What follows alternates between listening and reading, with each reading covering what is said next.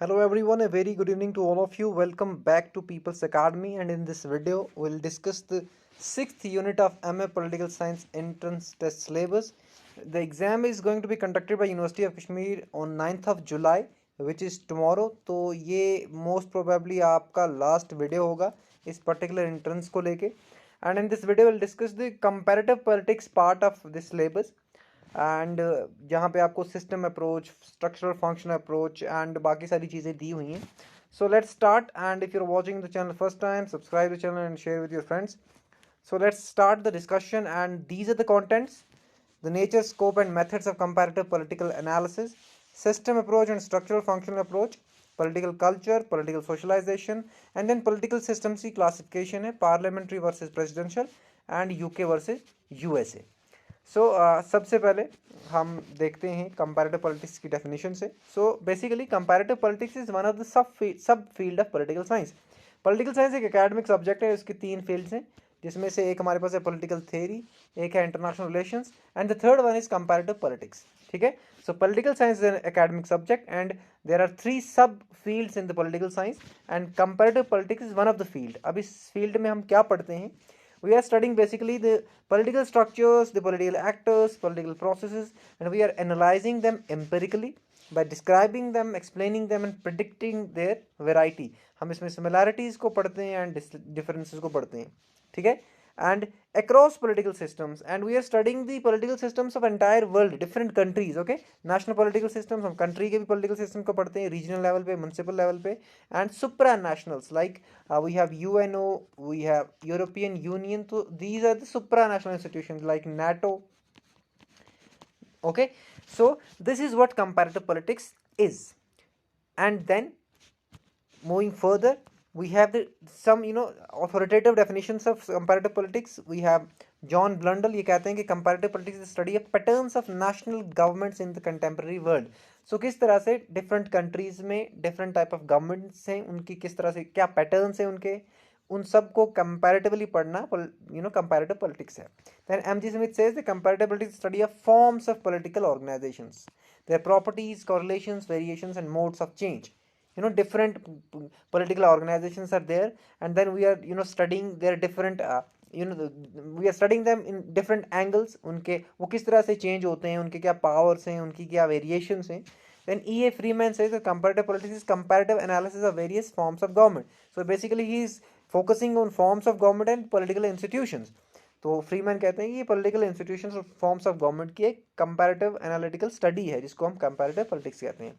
M Curtis कहते हैं कि politics is comparative politics is concerned with significant regularities, similarities and differences in working of the political institutions and political behaviour. तो जो political institutions हैं उनमें क्या similarities हैं, क्या डिफरेंसेस हैं और क्या रेगुलरिटीज़ हैं, ये सारी चीज़ें हम कंपैरेटिव पॉलिटिक्स में पढ़ते हैं. So these are the definitions.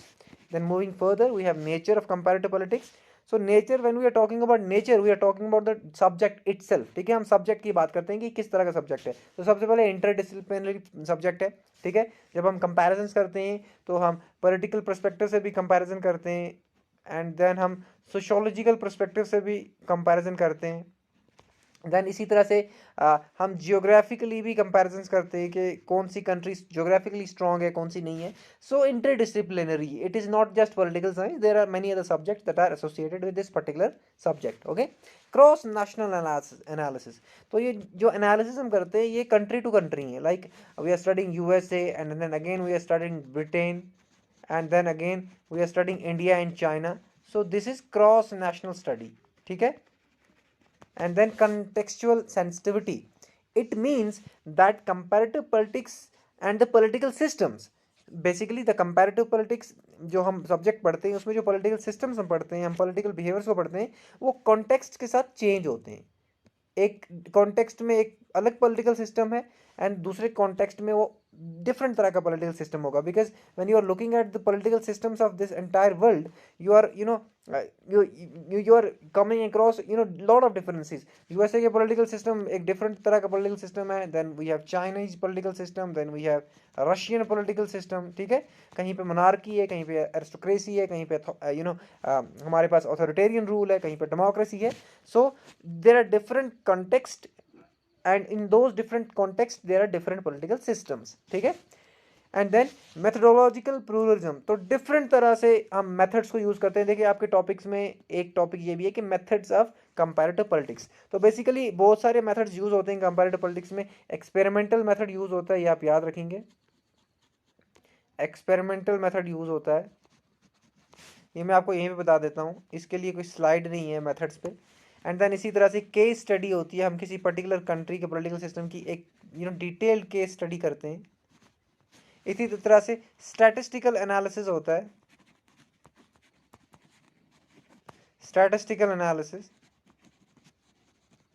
So these are some of the methods जो कि कंपैरेटिव पॉलिटिक्स में यूज होते हैं। स्टैटिस्टिकल एनालिसिस में basically we are talking about data, like elections की हम स्टडी करेंगे तो ये एक स्टैटिस्टिकल स्टडी भी हो सकती है, because we are looking at the data, we are comparing the data and then we are getting the results.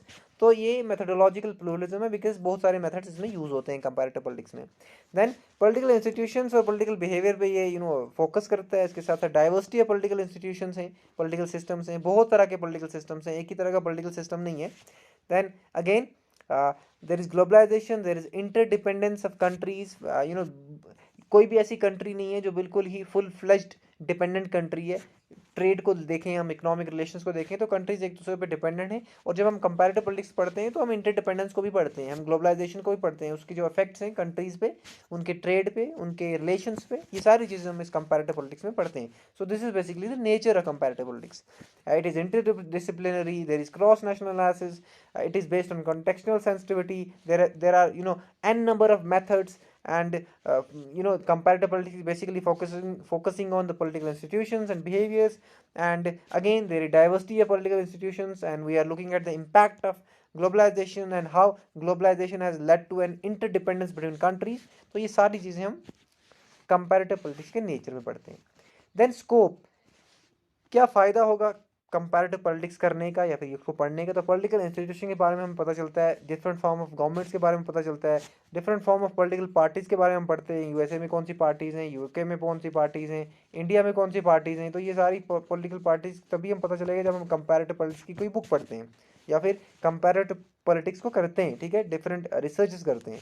Then again political culture को हम समझते हैं, कहाँ पे किस तरह का पॉलिटिकल कल्चर है, why in different countries people are participating in the political affairs in different frequencies। कहीं पे political कहीं पे political affairs में बहुत कम participation है, कहीं पे political affairs में बहुत ज़्यादा participation है। तो this is basically political culture। And this इसी तरह से इंस्टीट्यूशनल डिज़ाइन एंड रिफॉर्म्स, किस तरह से पॉलिटिकल सिस्टम्स बनाए जाते हैं और उसमें उनमें किस तरह से चेंजेस लाई जाती हैं, ये सारी चीज़ें भी हम समझते हैं when we are studying the comparative politics. And again regime, किस तरह से ट्रांजिशंस होती हैं रजीम की, कोई अगर आज मोनार्की है तो वो किस तरह से डेमोक्रेसी बन जाती है, या फिर अगर कोई डेमोक्रेसी है तो वो किस तरह से मोनार्की बन जाती है। ये ट्रांजिशंस कैसे होती हैं, डेमोक्रेटाइजेशन कैसे होती है। Interstate and intrastate, sorry interstate and interstate, interstate होता है एक ही स्टेट के डिफरेंट पॉलिटिकल सिस्टम्स को कंपैरिजन करके पढ़ना। इंटरस्टेट होता है कि डिफरेंट कंट्रीज के पॉलिटिकल सिस्टम्स को कंपैरिजन करके पढ़ना। तो ये सारा जो आता है स्कोप ऑफ कंपैरेटिव पॉलिटिक्स में आता है। Then we have David Easton system analysis. तो पॉलिटिकल सिस्टम्स की जब बात की जाती है तो पॉलिटिकल सिस्टम्स को जब स्टडी करने की बात आती है तो हमारे पास एक है सिस्टम एनालिसिस, डेविड ईस्टन के द्वारा दिया गया ये। तो डेविड ईस्टन सबसे पहले पॉलिटिक्स को डिफाइन करते हैं, क्योंकि एक पॉलिटिकल सिस्टम में पॉलिटिक्स ही तो हो रहा है। So he is defining politics as the authoritative allocation of values, कि politics is nothing but how the values are allocated, and the allocation of the values is done by the government, and उसी को हम authoritative allocation कहते हैं, because कोई authority उस distribution को, उस एलोकेशन को कर रही है। एंड अब एलोकेशन क्यों होती है, allocation is there because there are demands, बहुत सारी डिमांड्स है सोसाइटी में, डिफरेंट इंटरेस्ट हैं लोगों के, वो गवर्नमेंट से डिमांड करते हैं और गवर्नमेंट क्या करती है, उन डिमांड्स को पूरा करती है और एलोकेट करती है बहुत सारी चीज़ें। तो डिमांड्स है सोसाइटी से या फिर इन्वायरमेंट से, और ये जो एलोकेशन है ये अथॉरिटेटिव क्यों है, क्योंकि ये सपोर्ट भी इसको मिलता है इन्वायरमेंट से।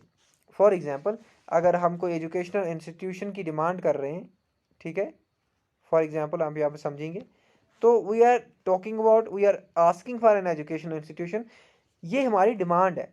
लेकिन हमारा सपोर्ट क्या होना चाहिए, हमारा सपोर्ट ये होना चाहिए कि हम टैक्स पूरा पे करें, ठीक है, और जितने भी जेंडर के लोग हैं उन सबको एजुकेशन लेने की बिल्कुल उनको फ्रीडम दें कि वो सारे एजुकेशन ले पाएँ, जैसे कि मेल्स हैं फीमेल्स हैं, तो ये हमारा सपोर्ट होगा, ठीक है।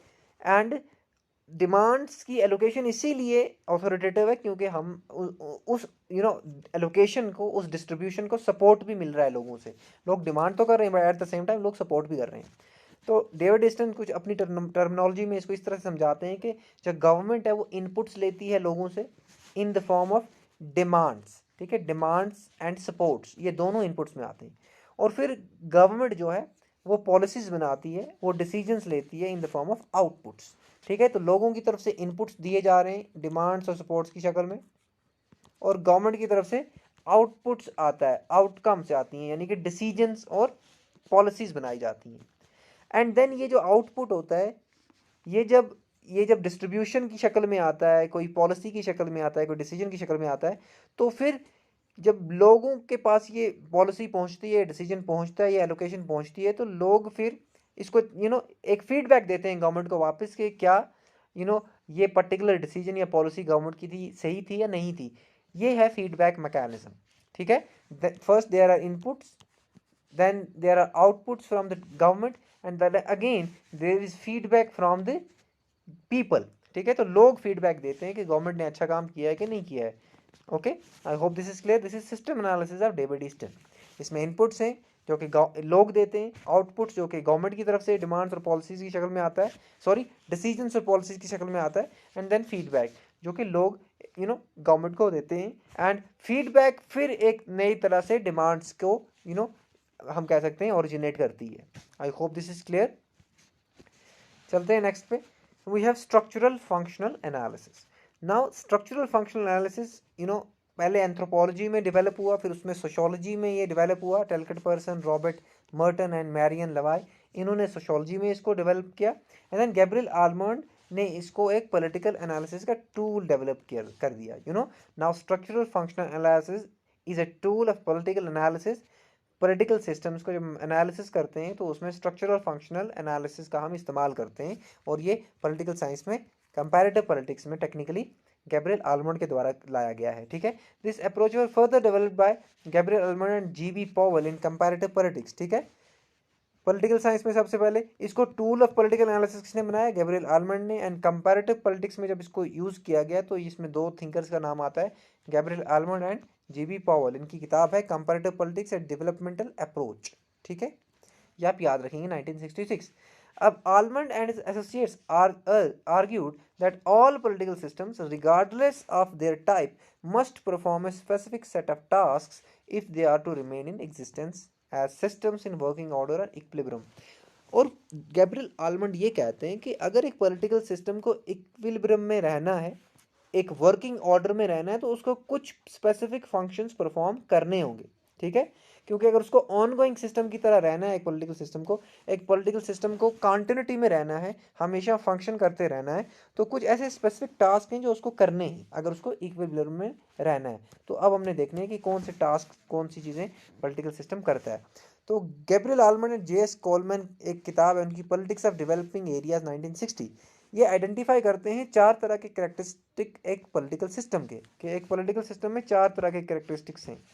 पहला कि सारे पॉलिटिकल सिस्टम्स के एक पॉलिटिकल स्ट्रक्चर्स होंगे, हर एक पॉलिटिकल सिस्टम के पॉलिटिकल स्ट्रक्चर होगा। देन हर एक पॉलिटिकल सिस्टम में सिमिलर तरह के फंक्शंस किए जाएंगे, ठीक है। हर एक पॉलिटिकल सिस्टम में सेम तरह के फंक्शंस होंगे, बस उनकी फ्रीक्वेंसीज अलग अलग होंगी, ठीक है। देन तीसरा कैरेक्टरिस्टिक कि हर एक पॉलिटिकल स्ट्रक्चर होगा उसके मल्टी फंक्शनैलिटी होगी। इट मीन्स जितने भी पॉलिटिकल सिस्टम्स हैं वो सिर्फ एक फंक्शन नहीं कर रहे हैं, वो मल्टी फंक्शनल पॉलिटिकल सिस्टम्स हैं। पॉलिटिकल स्ट्रक्चर्स जो हैं वो मल्टी फंक्शनल हैं। एंड फोर्थ हमारे पास है कि जितने भी पॉलिटिकल सिस्टम्स हैं वो मिक्स्ड हैं, ठीक है, वो मिक्स्ड पॉलिटिकल सिस्टम्स हैं इन कल्चरल सेंस।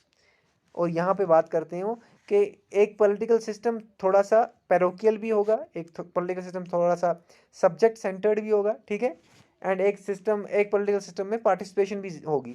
तो आगे चल के मैं आपको बताऊंगा जब गैब्रियल आलमंड पॉलिटिकल कल्चर को डिफाइन करते हैं तो वहाँ पे वो डिफरेंट पॉलिटिकल कल्चर्स को डिफरेंट पॉलिटिकल सिस्टम्स में किस तरह से बताते हैं ये हम देखेंगे वहाँ पे सिविक कल्चर के आइडिया में।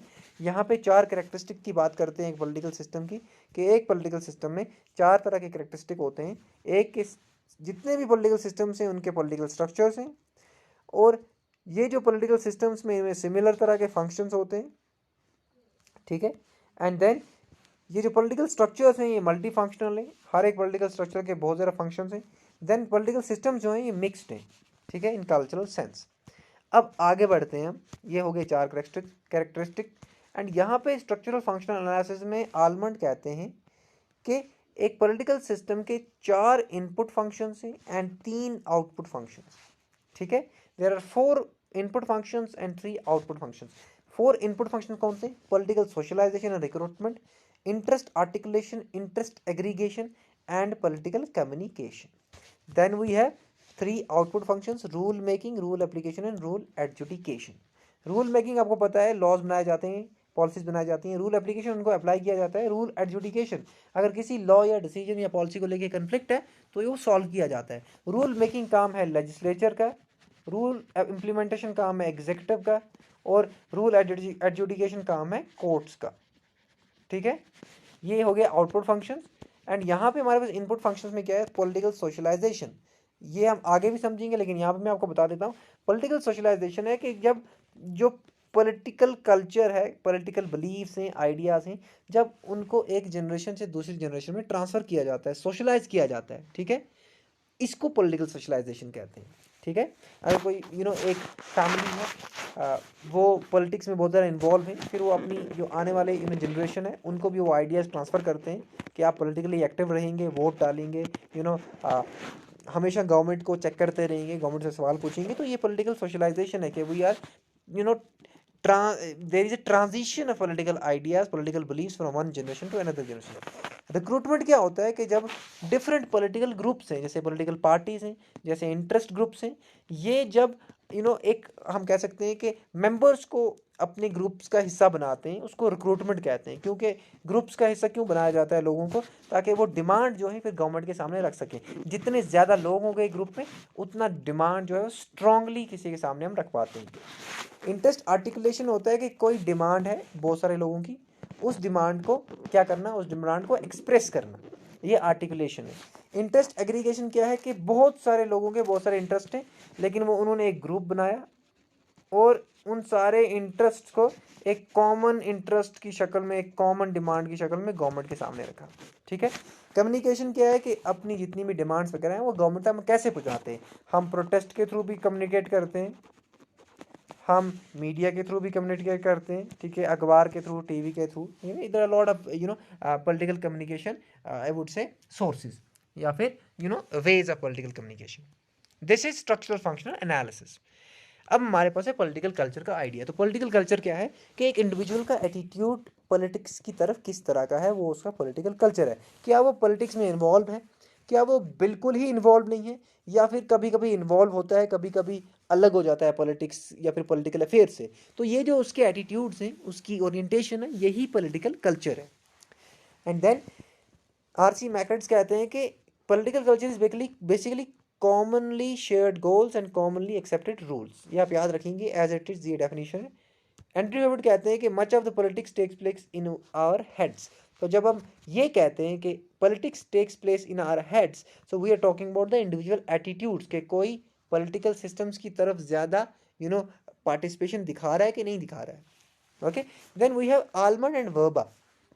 ये एक सिविक कल्चर नाम से एक बुक लिखते हैं 1963 में, और इसमें ये सर्वे करते हैं 5 कंट्रीज़ की, USA, UK, West Germany, Italy and Mexico, ठीक है। और इन कंट्रीज़ का पॉलिटिकल कल्चर स्टडी करने की कोशिश करते हैं, और ये आइडेंटिफाई करने की कोशिश करते हैं कि डेमोक्रेटिक कंट्रीज़ में पॉलिटिकल कल्चर किस तरह से इफेक्टिवली ज़्यादातर हमें देखने को मिलता है। Almond and Verba set out to identify the political culture that most effectively upheld democratic principles। कि ये जो डेमोक्रेटिक कंट्रीज हैं, डेमोक्रेटिक पॉलिटिक्स जो हो रहा है, इनमें जो पॉलिटिकल कल्चर है उसको हम आइडेंटिफाई करेंगे, इसलिए हम इन 5 कंट्रीज को सर्वे कर रहे हैं, ठीक है। एंड देन पॉलिटिकल कल्चर में आलमंड एंड वर्बा कहते हैं कि 3 तरह के पॉलिटिकल कल्चर होते हैं। एक है पार्टिसिपेंट पॉलिटिकल कल्चर, जिसमें सिटीजन्स बहुत ज़्यादा इन्वॉल्व हैं पॉलिटिक्स में, वोटिंग में, कैंपेनिंग में, एंड गवर्नमेंट बनने के बाद भी बहुत सारी एक्टिविटीज़ में इन्वॉल्व हैं। ये यूएसए, नॉर्वे और स्वीडन में देखा गया। सब्जेक्ट पॉलिटिकल कल्चर, जिसमें थोड़े से पैसिवली पार्टिसिपेट कर रहे हैं इंडिविजुअल्स, लेकिन कभी कभी एक्टिव भी हो जाते हैं, यानी कि लिमिटेड पार्टिसिपेशन है। देन ये यूएसएसआर में देखने को मिला। देन पेरोकियल पॉलिटिकल कल्चर, कि यहाँ पे बिल्कुल ही सिटीजनशिप जो है उसका कॉन्सेप्ट बिल्कुल नहीं है, लोगों में बहुत कम है, एंड लोग खुद को आइडेंटिफाई नहीं करते हैं नेशन के साथ, वो अपनी लोकेलिटी के साथ खुद को आइडेंटिफाई करते हैं, जिसमें क्यूबा, नॉर्थ कोरिया जैसा हम कह सकते हैं कंट्रीज की एग्जाम्पल दी है। यहाँ पे लोग बहुत कम या फिर बिल्कुल ही नहीं पार्टिसिपेट करते पॉलिटिकल अफेयर्स में या फिर पॉलिटिकल प्रोसेस में। सो पार्टिसिपेंट में बहुत ज़्यादा इन्वॉल्वमेंट है। जिस तरह से हम कहेंगे, अगर अगर हम परसेंटेज वाइज देखें तो 100% अगर पार्टिसिपेशन है तो पार्टिसिपेंट पॉलिटिकल कल्चर है। अगर 50% पार्टिसिपेशन है तो सब्जेक्ट पॉलिटिकल कल्चर है। अगर 0 से 10% पार्टिसिपेशन है या फिर 0% पार्टिसिपेशन, तो that is parochial political culture. Then यहाँ पे Marxist view of political culture भी है, और मार्क्स कहते हैं कि जो रूलिंग क्लास होता है, जो डोमिनेंट क्लास होता है, उसी के आइडियाज़ जो होते हैं वो पूरी सोसाइटी के आइडियाज़ बन जाते हैं। जर्मन आइडियोलॉजी बुक में ये लिखते हैं कि ruling ideas of ruling class are the ruling ideas. ठीक है, और वो कहते हैं कि class which is ruling material forces, जिस क्लास के पास मटीरियल फोर्सेज का कंट्रोल है, वही इंटेलेक्चुअल फोर्सेज यानी कि आइडियाज़ को भी कंट्रोल करेगी, और आइडियाज़ को जो कंट्रोल करेगी वही कल्चर को भी कंट्रोल करेगी। Then we have new Marxist view political culture का, एंड उसमें ये कहते हैं ग्रामशी का बहुत इंपॉर्टेंट रोल है यहाँ पे। वो ये कहते हैं कि क्लास सिस्टम जो है ये सिर्फ इकोनॉमिक और या फिर पॉलिटिकल पावर को कैप्चर करने से नहीं आता। क्लास सिस्टम कंटिन्यू रहता है हेजुमनी के आइडिया से। जब हम इंटेलेक्चुअली किसी को डोमिनेट करते हैं, हेजुमनी क्या है? एक ऐसी एबिलिटी एक डोमिनेंट क्लास की कि वो दूसरे पे पावर भी एक्सरसाइज कर रहा है, लेकिन दूसरे को वो पावर एक्सरसाइज करते दिख नहीं रहा है, वो उसको कॉमन सेंस लगती है, वो उसको वो उसको सब्जुगेशन नहीं लगता। हेजेमनी इस चीज़ का नाम है। It's an intellectual and spiritual supremacy और डोमिनेशन। ठीक है, it is not political domination और economic domination, but intellectual domination. जब आइडियाज़ को हम किसी के दिमाग को कंट्रोल कर रहे हैं तो बेसिकली देन हमारे अकॉर्डिंगली सारी चीज़ें होती हैं, और क्लास सिस्टम इसी से चलता है, जब हम आइडियाज़ को कंट्रोल करते हैं। This is new Marxist view of political culture. देन पॉलिटिकल सोशलाइजेशन क्या है? It's a process where individual acquires attitudes and orientations toward political phenomena. तो इंडिविजुअल्स के एटीट्यूड्स और ओरिएंटेशंस जब एक्वायर करता है एक इंडिविजुअल, और वो एक्वायर कैसे करेगा? बाकी लोगों से, अपनी फैमिली से, स्कूल से, दोस्तों से, मीडिया के थ्रू। तो क्या होता है कि पॉलिटिकल नॉर्म्स ट्रांसफ़र होते हैं एक जनरेशन से दूसरी जनरेशन में, और इसी को सोशलाइजेशन कहते हैं। सोशलाइज होने का मतलब है कोई चीज़ सीखना, और पॉलिटिकल सोशलाइजेशन का मतलब है वो चीज़ें सीखना जो पॉलिटिक्स से रिलेटेड है। इलेक्शंस में वोट कैसे डालना है, किसको वोट करना है, किसको नहीं वोट करना है। Last time Omar Abdullah and engineer Rashid के बीच में जो इलेक्शंस हुए, तो वहाँ पे बहुत सारी चीज़ें सामने आई, एंड देन लोगों ने जो वोटिंग है उनका बिल्कुल उनके एटीट्यूड चेंज हो गए। Otherwise Omar Abdullah had it was believed that he will win the elections in Baramulla constituency, but लोगों के एटीट्यूड चेंज हो गए, लोगों का जो ओरिएंटेशन है एक पर्टिकुलर पार्टी को लेकर वो चेंज हो गया। तो ये क्या है? सोशलाइज हो रहे हैं लोग, एंड इसी को कहते हैं कि political socialization is basically the internalization of existing cultural pattern. अभी तक एक कल्चरल पैटर्न था, एनसी की तरफ सारे थे, लेकिन सोशल मीडिया के थ्रू एंड बाकी चीज़ों के थ्रू लोग सोशलाइज हो गए, और कुछ नई चीज़ें सीखी उन्होंने, एंड उन्होंने एक डिफरेंट कैंडिडेट को जिता दिया। तो ये है political socialization. Socialization means when we are learning the norms, but political socialization means when we are learning the norms which are related to the politics, the political processes. Political socialization shape and transit and nations political culture. Political culture जो है एक nation का या फिर एक particular geographical area का, ये transmit होता है एक जनरेशन से दूसरी जनरेशन में। I hope the concept of political socialization is clear. Then कुछ एजेंट्स हैं सोशलाइजेशन के। फैमिली तो सबसे पहले सोशलाइज करती है एक इंडिविजुअल को, फिर स्कूल करते हैं, फिर पीयर ग्रुप्स करते हैं। पीयर ग्रुप्स कौन होते हैं? हमारी सेम एज के जो आसपास के लोग होते हैं, हमारी सेम एज के, उसको पीयर ग्रुप्स कहते हैं। मास मीडिया है। रिलीजियस इंस्टीट्यूशन भी हमें सोशलाइज करते हैं। ठीक है, बहुत तो मस्जिदों में मैंने कभी कभी देखा है कि भाई इस पर्टिकुलर पॉलिटिकल पार्टी को वोट नहीं करना चाहिए। I have my self heard this. ठीक है, तो कहीं कहीं रिलीजियस इंस्टीट्यूशंस भी क्या करते हैं? हमें सोशलाइज करते हैं। अब इसके बाद हमारे पास आता है parliamentary and presidential form of government का डिफरेंस। तो पार्लियामेंट्री फॉर्म ऑफ गवर्नमेंट में क्या है, लेजिस्लेटिव एंड एग्जीक्यूटिव, ये जो दो ऑर्गन्स हैं गवर्नमेंट की, ये एक दूसरे से रिलेटेड होते हैं। लेकिन प्रेसिडेंशियल फॉर्म ऑफ गवर्नमेंट में लेजिस्लेटिव और एग्जीक्यूटिव ये अलग अलग होते हैं, देयर इज कंप्लीट सेपरेशन। ठीक है, there is complete separation of power in presidential form of government. And then parliamentary form of government dual executive होता है, यहाँ पे एक हेड ऑफ द स्टेट भी होता है और हेड ऑफ द गवर्नमेंट भी होता है। यहाँ एक सिंगल एग्जीक्यूटिव होता है, जैसे कि यूएसए में प्रेसिडेंट है पूरे यूएसए का। Then the executive is accountable to the legislature. Executive जो होता है वो पार्लियामेंट्री फॉर्म ऑफ गवर्नमेंट में लेजिस्लेचर को रिस्पॉन्सिबल होता है। एग्जीक्यूटिव मतलब जो मिनिस्टर्स वगैरह होते हैं ये पार्लियामेंट को हमेशा अकाउंटेबल होते हैं। और अगर कभी कोई एग्जीक्यूटिव्स किसी पर्टिकुलर पॉलिटिकल पार्टी के एग्जीक्यूटिव्स अगर कोई गलत काम कर रहे हैं तो गवर्नमेंट टूट भी सकती है। ठीक है, but in presidential form of government executive जो है, जो कि प्रेसिडेंट है, वो लेजिस्लेचर को अकाउंटेबल नहीं है और वो ना ही पार्ट है लेजिस्लेचर का। जो यूएस प्रेसिडेंट होता है he is not part of legislature. ठीक है, ये आप याद रखेंगे। Then we have the prime minister can dissolve the lower house before the expiry of term. तो पार्लियामेंट्री फॉर्म ऑफ गवर्नमेंट में क्या होता है, कभी कभी प्राइम मिनिस्टर जो है, जो लोअर हाउस होता है उसको डिसॉल्व भी कर सकता है और नए इलेक्शन भी करा सकता है, लेकिन प्रेसिडेंट इस तरह से नहीं कर सकता प्रेसिडेंशियल फॉर्म ऑफ गवर्नमेंट में। और दूसरी चीज़ कि प्रेसिडेंशियल फॉर्म ऑफ गवर्नमेंट में जो टेन्योर होती है वो फिक्स होती है प्रेसिडेंट की। प्रेसिडेंट यहाँ पे जैसे यूएसए की बात करें तो 4 साल के लिए फिक्स टर्म होती है। इम्पीचमेंट के अलावा हम किसी भी तरीके से प्रेसिडेंट को नहीं निकाल सकते प्रेसिडेंशियल फॉर्म ऑफ गवर्नमेंट में, जैसे कि यूएसए की बेस्ट एग्जांपल है। But parliamentary form of government में क्या है, the nature of the executive is not fix in parliamentary government. तो कभी कभी क्या होता है कि इलेक्शंस हुए, 2-4 महीने सरकार चली एंड देन फिर नो कॉन्फिडेंस मोशन के थ्रू वो डिसॉल्व भी हो गई। तो ऐसी बहुत सारी चीज़ें ऑलरेडी इंडियन पॉलिटिक्स में हो चुकी हैं अभी तक। तो ये है parliamentary form of government and this is presidential form of government. यहाँ पे एक चीज़ बहुत ज़्यादा याद रखना आप, यहाँ प्रेसिडेंट ऑफ यूएसए की जब बात करते हैं तो 4 साल की फिक्स टर्म है और यूएसए का प्रेसिडेंट सिर्फ 2 बार प्रेसिडेंट बन सकता है पूरी लाइफ टाइम में। और यूएसए का प्रेसिडेंट जो होता है वो यूएसए के पार्लियामेंट का, यानी कि जो यूएसए का पार्लियामेंट है उसका नाम है कांग्रेस, तो उसका किसी भी हाउस का मेंबर नहीं होता। 2 हाउस हैं कांग्रेस के, जो यूएसए का पार्लियामेंट है बेसिकली, एक है हाउस ऑफ रिप्रेजेंटेटिव, दूसरा है सीनेट, तो वो दोनों में से किसी का भी पार्ट नहीं होता। ठीक है, ये आप याद रखेंगे। But parliamentary form of government में जो प्राइम मिनिस्टर होता है he is part of either of the house. ठीक है, ये आप याद रखेंगे, किसी एक हाउस का वो पार्ट होता ही होता है। आगे बढ़ते हैं। अब यहाँ पे हम देखते हैं प्रेसिडेंशियल पॉलिटिकल सिस्टम है यूएसए। यूएसए का पॉलिटिकल सिस्टम कैसे काम करता है, तो यहाँ पे प्रेसिडेंशियल फॉर्म ऑफ गवर्नमेंट है यूएसए में, ये आप याद रखेंगे, और रिप्रेजेंटेटिव डेमोक्रेसी है। ठीक है, एंड इसके साथ साथ फेडरलिज्म है यूएसए में। और फेडरलिज्म का क्या मतलब होता है, नेशनल गवर्नमेंट और स्टेट गवर्नमेंट्स के बीच में पावर जो होते हैं वो डिवाइडेड होते हैं। ठीक है, यूएसए में 50 स्टेट्स हैं, ये आप याद रखेंगे, 50 स्टेट गवर्नमेंट्स हैं। ठीक है, और एक फेडरल गवर्नमेंट भी है जो सेंट्रल गवर्नमेंट है, तो दोनों में पावर्स डिवाइडेड है, there is separation of powers. ठीक है, और जो एग्जीक्यूटिव, लेजिस्लेचर और जुडिशरी है, इनकी ब्रांचेस अलग अलग हैं। ठीक है, प्रेसिडेंट जो है यहाँ पे, ये मैं आपको बता दूं, क्वेश्चन हमारा था मॉक टेस्ट 3 में, I think question 42, it was regarding president of USA. और वहां पे एक स्टेटमेंट था कि president is directly elected. USA president जो है ये डायरेक्टली इलेक्ट होता है। देखें, यूएसए का प्रेसिडेंट डायरेक्टली इलेक्ट होता है 4 साल के लिए, ये काफ़ी किताबों में लिखा गया है। और एक तरह से टेक्निकलिटी ये है कि ये सही स्टेटमेंट है। USA president is directly elected by the electoral college.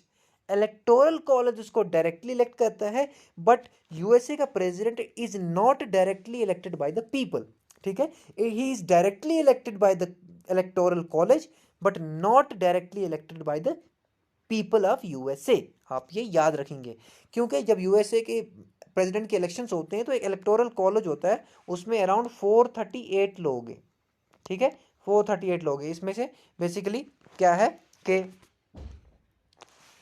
ये जो इलेक्टोरल कॉलेज होता है बेसिकली, इसमें दोनों हाउस ऑफ यूएस कांग्रेस के मेंबर्स होते हैं, आप याद रखेंगे। यूएस कांग्रेस मतलब यूएसए का पार्लियामेंट, उसमें 2 हाउस हैं, एक है हाउस ऑफ रिप्रेजेंटेटिव्स और एक है सीनेट। तो हाउस ऑफ रिप्रेजेंटेटिव्स के होते हैं 435 मेंबर्स एंड 100 मेंबर्स होते हैं सीनेट के। तो दोनों कितने हो गए, 438, ये आप याद रखेंगे। एंड देन हमारे पास 3 मेंबर्स और होते हैं, बिकॉज एक स्टेट ऐड किया गया था बाद में, तो 438 हो गए।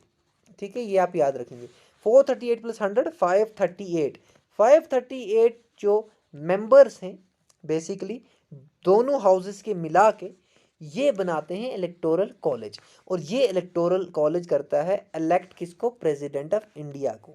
ठीक है, ये आप याद रखेंगे। The people of both houses considered as electoral college elects the president of India।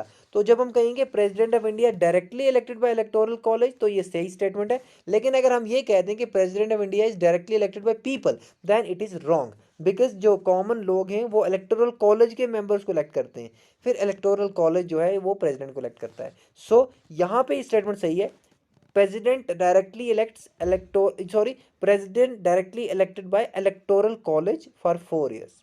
ठीक है, बट दूसरा स्टेटमेंट क्या होगा, president indirectly elected by the people, ये भी सही होगा। जब हम कहेंगे president is indirectly elected by the people, ये भी सही स्टेटमेंट है, या फिर हम ये कहेंगे president is directly elected by electoral college, ये भी सही है। ठीक है, बट अगर इलेक्टोरल कॉलेज नहीं हुआ फिर हम इस स्टेटमेंट को नहीं मान सकते कि डायरेक्टली इलेक्टेड। तो क्वेश्चन वहाँ पे 42 था आई थिंक, जो कि टेक्निकली थोड़ा सा कंफ्यूजिंग था बट अभी क्लियर हो गया होगा। तो यूएसए का प्रेसिडेंट 4 साल के लिए इलेक्ट होता है इलेक्टोरल कॉलेज के द्वारा, एंड ये 2 ही बार प्रेसिडेंट बन सकता है यूएसए में एक पर्सन। और यूएसए में क्या है, बाय कैमरलिज्म है, कांग्रेस जो है वहाँ का पार्लियामेंट जो है उसके 2 हाउसेज हैं, जैसे मैंने आपको बताया, house of representatives and senate. And then supreme court जो है उसके 9 जजेस होते हैं जिनको प्रेसिडेंट ऑफ यूएसए नॉमिनेट करता है। ठीक है, और उनको सीनेट भी कंफर्म करता है साथ में। ठीक है, एंड इसके साथ साथ हमारे पास एसेंशियली 2 पार्टी सिस्टम ही है यूनाइटेड स्टेट्स ऑफ अमेरिका में, रिपब्लिक्स और डेमोक्रेट्स। लेकिन ऐसा नहीं है कि 2 पार्टीज ही हैं, 2 पार्टी सिस्टम डोमिनेंट है, लेकिन और भी बहुत सारी पार्टीज हैं, but 2 party system is dominant party system. ठीक है, सबसे ज़्यादा यही 2 स्ट्रॉन्ग पार्टीज हैं, बाकी छोटी छोटी रीजनल पार्टीज हैं वहाँ पे। ठीक है, I hope this is clear. President political system USA के रिगार्डिंग सबसे इंपॉर्टेंट जानकारी, प्रेसिडेंशियल फॉर्म ऑफ गवर्नमेंट है, वेल फेडरलिज्म है। इसके साथ साथ प्रेसिडेंट को इलेक्टोरल कॉलेज इलेक्ट करता है 4 साल के लिए, बाय कैमरलिज्म है, 2 हाउसेज हैं, एंड देन इसके साथ साथ सुप्रीम कोर्ट को प्रेसिडेंट नॉमिनेट करता है जजेस को, एंड देन 2 पार्टी सिस्टम जो है डोमिनेंट है। I hope this is clear. Then political system of Britain. तो ब्रिटेन का जो पॉलिटिकल सिस्टम है basically parliamentary form of government है, लेकिन कॉन्स्टिट्यूशनल मोनार्की भी है, क्योंकि हेड ऑफ द स्टेट वहाँ पे अभी भी क्वीन है, आपको पता होना चाहिए। Then there is unitary state, इसमें फेडरेशन नहीं है। ठीक है, फ्यूजन ऑफ पावर है, ऐसा नहीं है कि बिल्कुल अलग थलग कर दिया है सेंट्रल गवर्नमेंट स्टेट गवर्नमेंट को, ऐसा नहीं है, फ्यूजन ऑफ पावर है, यूनिटरी स्टेट है। एंड इसके साथ साथ यूके का जो पार्लियामेंट है वो बहुत सुप्रीम लेजिस्लेटिव बॉडी है। ठीक है, एंड इसके साथ साथ प्राइम मिनिस्टर जो है यूके का वो आंसरेबल है हाउस ऑफ कॉमन को। हाउस ऑफ कॉमन वहाँ का लोअर हाउस है, वहाँ का lower house house of common है, और वहाँ का upper house house of lords है। और यहाँ पे एक और चीज़ यहाँ पे याद रखें, पॉलिटिकल सिस्टम ऑफ ब्रिटेन जो है वहाँ पे जो लेजिस्लेचर है वो भी बाय कैमरल है यूएसए की तरह। यूएसए में भी 2 हाउसेज हैं, यहाँ पे भी 2 हाउसेज हैं, एक है हाउस ऑफ कॉमन जिनको लोग इलेक्ट करते हैं। ठीक है, सिंगल मेंबर प्लूरलिटी सिस्टम या फिर first past the post system भी इसको कहा जाता है। ठीक है, with no fix term but a 5 year limit, main legislative powers, और ये कुछ पावर्स हैं इस हाउस ऑफ कॉमन के, ये आप याद रखेंगे। ठीक है, और दूसरा होता है हाउस ऑफ लॉर्ड्स, क्योंकि बाय कैमरलिज्म है, बाय कैमरलिज्म में एक हो गया हाउस ऑफ कॉमन्स, एक हो गया हाउस ऑफ लॉर्ड्स। ठीक है, ये आप याद रखेंगे। एंड इसके बाद हमारे पास क्या है, इंडिपेंडेंट जुडिशरी है ब्रिटेन में, there is independent judiciary, but ये जुडिशरी जो है किसी भी लेजिस्लेशन का या गवर्नमेंट का कंडक्ट जो है इसके रिगार्डिंग इसको कोई पावर नहीं है। तो बेसिकली जो यूनाइटेड किंगडम या फिर हम ब्रिटेन कहें, ब्रिटेन का जो पॉलिटिकल सिस्टम है वहाँ पे पार्लियामेंट जो है बहुत ज़्यादा पावरफुल है। ठीक है, पार्लियामेंट बहुत ज़्यादा पावरफुल है, ये आप याद रखेंगे। और यहाँ पे भी dominant party system 2 party system है, 2 पार्टीज हैं, labour party and conservative party. ठीक है, एंड यहाँ पे मैं आपको बता दूँ ये क्वेश्चन है आपके लिए, ये आप आज ही देखेंगे या फिर सुबह देखेंगे, जब भी देखेंगे एग्जाम से पहले देख लेना कि जो नया प्राइम मिनिस्टर बना है वो किस पार्टी से, और जो इससे पहले का प्राइम मिनिस्टर था वो किस पार्टी से था। मैं आपको एमसीक्यू में ऑलरेडी बता चुका हूँ ये चीज़ें।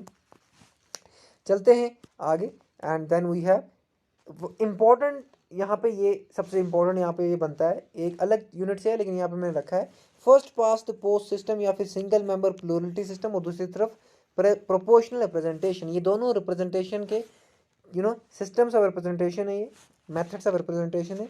तो फर्स्ट पास्ट द पोस्ट में क्या होता है, सिंगल मेंबर कॉन्स्टिट्यूंसी है, हर एक कॉन्स्टिट्यूंसी से एक ही मेंबर जीत सकता है। और दूसरी चीज़ कि जिसको मैक्सिमम वोट मिलते हैं वही जीतता है फर्स्ट पास्ट द पोस्ट के अकॉर्डिंगली। ठीक है, और यहाँ पे डायरेक्ट रिप्रेजेंटेशन होती है, इसके साथ साथ परसेंटेज ऑफ वोट्स और परसेंटेज ऑफ सीट्स में एक मिसमैच होता है, डिफरेंस होता है, ठीक है। एंड इसके साथ साथ जो लूजिंग कैंडिडेट होता है उसके वोट्स वेस्ट हो जाते हैं फर्स्ट पास्ट द पोस्ट में। और ये कहाँ कहाँ होता है, यूके के हाउस ऑफ कॉमन में होता है, यूएसए में होता है, और कनाडा में भी होता है, और इंडिया में भी होता है, ये आप याद रखिए। इसके साथ साथ प्रोपोर्शनल रिप्रेजेंटेशन जो है, इसमें मल्टी मेंबर कॉन्स्टिट्यूंसीज होती हैं, मतलब एक कॉन्स्टिट्यूंसी में 3 मेंबर्स भी हो सकते हैं या 4 मेंबर्स भी जीत सकते हैं, ठीक है। But first past the post में सिंगल मेंबर ही होता है कॉन्स्टिट्यूंसी में। Then seats are allocated in proportion to the number of votes, और जितने वोट्स मिलेंगे उतनी ही सीट्स मिलती हैं इलेक्शन के रिजल्ट्स के बाद। लेकिन यहाँ पे क्या होता है, यहाँ पे वोट्स और सीट्स में मिसमैच होता है, ठीक है। Percentage of votes is not equal to percentage of seats in first past the post system. लेकिन प्रोपोर्शनल रिप्रेजेंटेशन में percentage of votes is equal to percentage of seats, जितनी आपको वोट्स की परसेंटेज मिलेगी उतनी आपको सीट्स की परसेंटेज मिलेगी। देन बहुत कम वोट्स होते हैं वेस्ट होते हैं, बट ये बहुत कॉम्प्लेक्स सिस्टम और रिप्रेजेंटेशन है, ये भी आप याद रखेंगे। एंड इसके टाइप्स हैं, लिस्ट सिस्टम है, और दूसरा है सिंगल ट्रांसफरेबल वोट, ठीक है। ये कहाँ कहाँ होता है, रिपब्लिक ऑफ आयरलैंड में, स्विट्जरलैंड में, इजराइल में, बेल्जियम में, और भी कंट्रीज यहाँ पे होता है। सो सबसे बड़ी डिफरेंस यहाँ पे क्या है, फर्स्ट पास्ट पोस्ट में सिंगल मेंबर कॉन्स्टिट्यूंसी होती है, प्रोपोर्शनल रिप्रेजेंटेशन में मल्टी मेंबर कॉन्स्टिट्यूंसी होती है। फर्स्ट पास्ट पोस्ट में जिसको मैक्सिमम वोट्स मिलते हैं वही जीतता है, लेकिन प्रोपोर्शनल रिप्रेजेंटेशन में जितने वोट्स मिलेंगे उसके अकॉर्डिंगली सीट्स मिलती हैं पार्टीज़ को, और यहाँ पार्टी का वोट डाला जाता है प्रोपोर्शनल रिप्रेजेंटेशन में। एंड इसके साथ साथ फर्स्ट पास्ट पोस्ट में क्या होता है, वोट्स वेस्ट हो जाते हैं लूजिंग कैंडिडेट्स के, लेकिन प्रोपोर्शनल रिप्रेजेंटेशन में बहुत कम वोट्स वेस्ट होते हैं।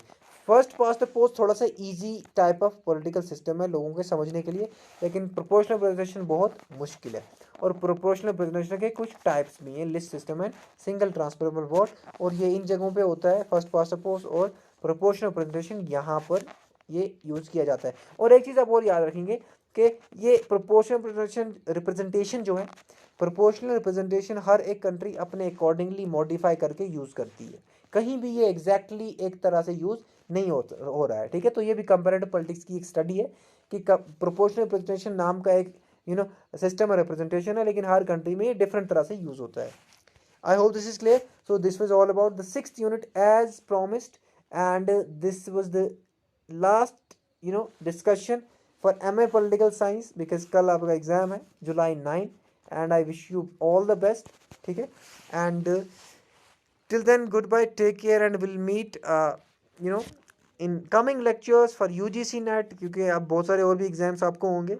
So thank you so much for watching People's Academy, and this journey ends here, and I wish you all the best, and I hope that if you people have followed the channel since beginning, then there is no point of thinking that you won't be able to crack this particular exam, because it's a very very easy exam as far as the standard of the Kashmir University and the question paper is concerned, and plus the standard of our discussion is concerned. I have no doubt that if you people have followed the lectures and the videos and the MCQ sessions, there is no point of not talking about disqualification or failing the exam. So अब आराम से ये crack कर सकती हो। बस एक चीज़ का ध्यान रखना, 3 राउंड्स में पेपर को करना, ये आप याद रखना, 3 राउंड्स में पेपर को करना। एक राउंड वो होना चाहिए, फर्स्ट राउंड वो होना चाहिए जहाँ पे आपको 100% क्वेश्चन आ रहा है। सेकंड राउंड वो होना चाहिए जहाँ पे आपको 50% क्वेश्चन आ रहा है। और थर्ड राउंड वो होता है जो आपको बिल्कुल ही कंफ्यूजिंग है, इसमें एक ऑप्शन पता है, बट ब्लाइंडली कोई भी क्वेश्चन अटैम्प्ट नहीं करना। फॉर एग्जाम्पल, बट एक चीज़ याद रखना, अगर आपने 50 क्वेश्चन जो हैं 50 क्वेश्चन अच्छे से आपने कर लिए एंड 10 क्वेश्चन में डाउट है, तो वहाँ पे आप जा सकते हैं 2-4 क्वेश्चन को तुक्का मारने के लिए, बट ऐसे आप ब्लाइंडली किसी भी क्वेश्चन को नहीं करेंगे टिक। So this was all about the strategy, how to attempt the exam, and that's all. And घड़ी लेना साथ नहीं भूलना। And that's the end of the today's discussion and the end of the journey for 2024 entrance. So have a nice day. Goodbye. Take care.